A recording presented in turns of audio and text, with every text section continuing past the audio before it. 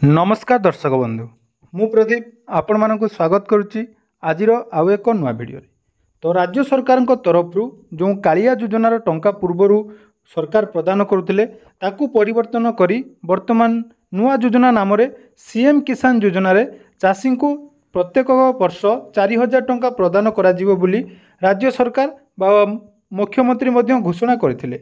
तो यही पूर्वर जो कालिया योजनार टंका आपण मानकु नुआखाई रे प्रदान करा जाउथिला।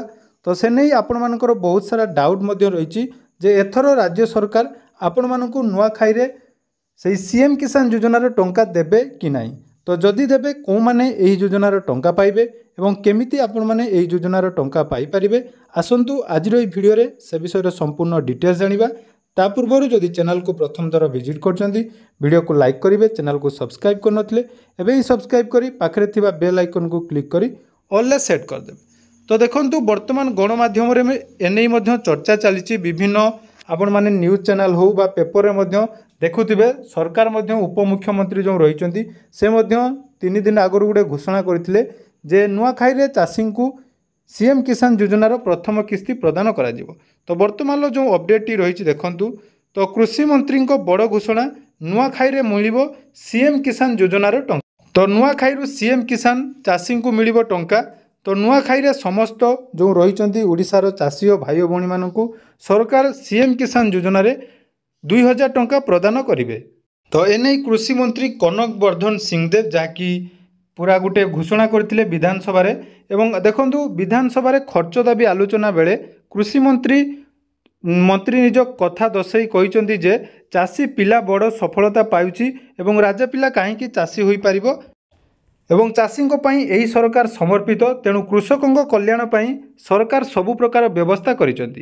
तेणु पूर्व अपेक्षा बजेट 2 गुणा वृद्धि करा जायछि एवं सीएम किसान योजना रे वर्ष को 2000 लेखाएं 2टी किस्ती रे 4000 टंका प्रदान करा जिवो एवं कालिया अपेक्षा सीएम किसान योजना पाई अधिक व्यय बराद होइछि बोली जाकि मंत्री घोषणा करिसंती। या छड़ा देखंतु जो माने भूमिहीन थिले सेमानंकु मध्य सीएम किसान योजना रे जाकि 12500 टंका प्रदान करा जिवो बोली सरकार घोषणा करिसंती।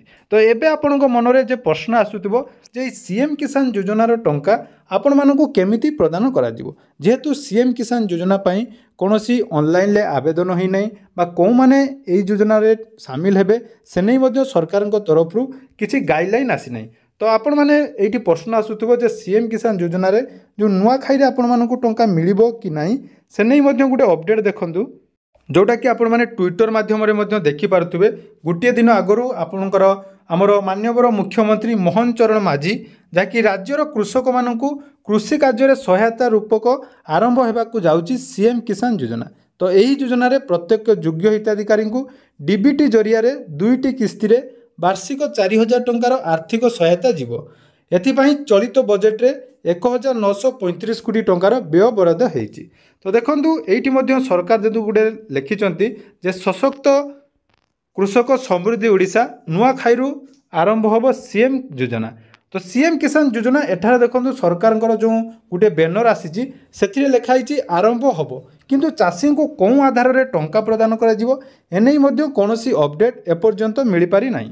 तेणु वर्ष को केवल 2टी किस्ती रे 4000 टंका जो प्रदान करा जिवो से नै सरकार जाकि एठारे गुटे मेंशन करिसंती।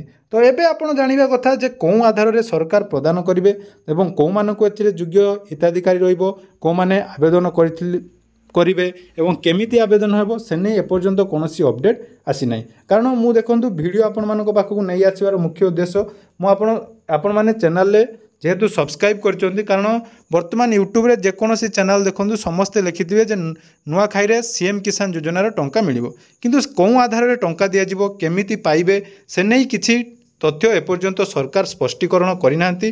जेहेतु आपण मानकर बहुत सारा डाउट थिला तेणु ए भिडियोटी आपण मानक पई नै आछि। तो जदि सरकार एही योजना रे टंका प्रदान करिवे तो हुए तो आपण मानकर जो कालिया योजनार हिताधिकारी थिले प्रथम किस्ती रे सेही हिताधिकारी को डीबीटी माध्यम रे सरकार प्रदान करि पारंती। तो आसंता काली सुधा एनै पूरा संपूर्ण अपडेट आसी जिवो। तो जेते बेले भी अपडेट आसीबो मु आपण मानक सठिक तथ्य निहाती शेयर करबी। तेणु आपण मानक कहि रखुची जेहेतु गणमाध्यम रे एनै चर्चा चलीची नुआखाई रे आपण मानकर सीएम किसान योजनार शुभारंभ होबो। कारण पूर्वरु मध्य जो नोटिस टी सरकार तरफ प्रकाश पाइतिला सेठारे केवल गोटे नुआ वेबसाइट ନୂଆଖାଇ ଠାରୁ ଆରମ୍ଭ ହେବ ବୋଲି କୁହାଯାଇଥିଲା, କିନ୍ତୁ ବର୍ତ୍ତମାନ ଗଣମାଧ୍ୟମରେ ଏବଂ ମନ୍ତ୍ରୀ ମଧ୍ୟ ଗଣମାଧ୍ୟମରେ ସୂଚନା ଦେଉଛନ୍ତି ଯେ ନୂଆଖାଇରେ ଆପଣମାନଙ୍କୁ ଟଙ୍କା ମିଳିବା ପାଇଁ ଯାଉଛି। ତ ଯଦି ଟଙ୍କା ମିଳିଲା ସେ ନେଇ ପରବର୍ତ୍ତୀ ସମୟରେ ଯାହା ଅପଡ଼େଟ୍ ଆସିବ ତ ନିହାତି ମୁଁ ଆପଣମାନଙ୍କ ସହିତ ସେୟାର କରିବି। ଧନ୍ୟବାଦ।